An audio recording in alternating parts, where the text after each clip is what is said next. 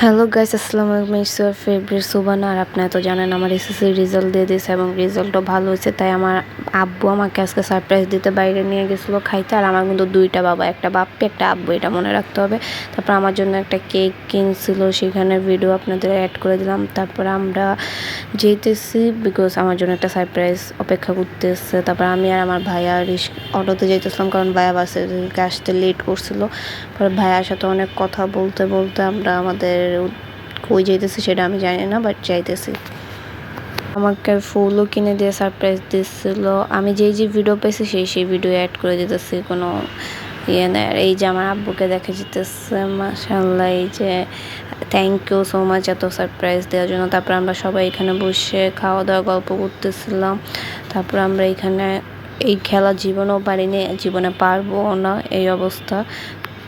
পুরো সবাই মিলে অনেক গল্প টল্প, এত ভিডিও করার সময় না। আমি সব ছবি এখানে দিয়ে দিতেছি, আপনারা দেখে নেবেন এবং আমার জন্য দোয়া করবেন।